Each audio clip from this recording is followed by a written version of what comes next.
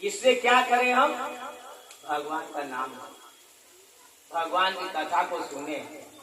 और जब इसको हम सुन ले ना, तो जो हमारा मन है ना, ये जागृत हो जाएगा। जो वृद्ध पड़े हुए ना, ये भी जवान हो जाएगा। तो नारद जी ने विचार किया कि तेरे पुत्र ये कर्नाटक है ना, ये कभी अच्छी बात सुनने ही नहीं जाता। जाता है? अभी देखो थोड़ी देर के बाद सबको नींद आने लगी। और यही यदि एक दूसरे की बुरान भी चालू कर दोगे तो नींद आएगा? नहीं आएगा। तो ये मेरे कर्नाटक अच्छी बात सुनने ही नहीं चाहते।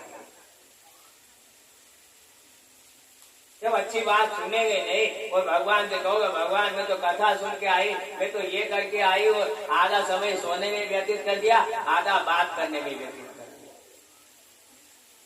अब देखिए भक्ति दो बहन थी, दो। कौन थी? दो बहन।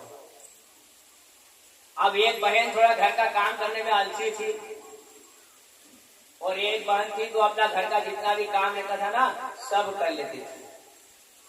यदि जा रही है, उसने कुछ कह दिया कि ये काम कर दो, तो वो उसको भी कर देती। अब माता पिता ने सोचा कि हमारी एक लड़की इतनी आलसी और एक लड़की इतनी वो है, ये सब काम करती है,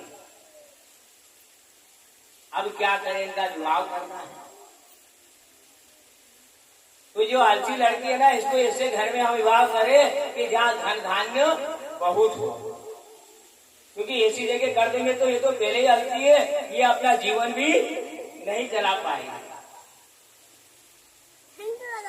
तो उसका विवाह कर दिया बड़े घर में। और जो दूसरी थी उसका विवाह कर दिया गरीब घर में, क्योंकि माता पिता को इतना विश्वास था कि मेरी बेटी को मैं जहाँ भेजूंगा ना, वहाँ ये अपने हाथ से कमाकर और अपनी मेहनत से कमाकर ये आगे बढ़ जाएंगे। लेकिन जो आलसी है ना, ये आगे नहीं बढ़ पा। बड़े घर में दे दिया। अब बड़े घर में दे दिया तो क्या हुआ? कुछ समय बीता, लड़के बच्चे सब हो गए उनके यहाँ। क्या हो गए? शादी हो गया, लड़के बच्चे विवाह सब हो गया। इसके यहाँ दो लोग।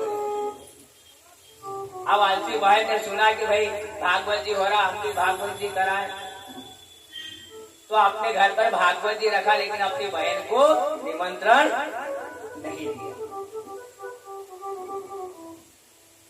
अरे मैं तो धनवान हूँ, मेरे यहाँ तो धन है, और जहाँ मेरे यहाँ धन है तो फिर मुझे किसी बात की कमी है। 4 ठे नौकर काम करने वाले हैं, 4 ठे से बोलूंगा तो फटाफट मेरा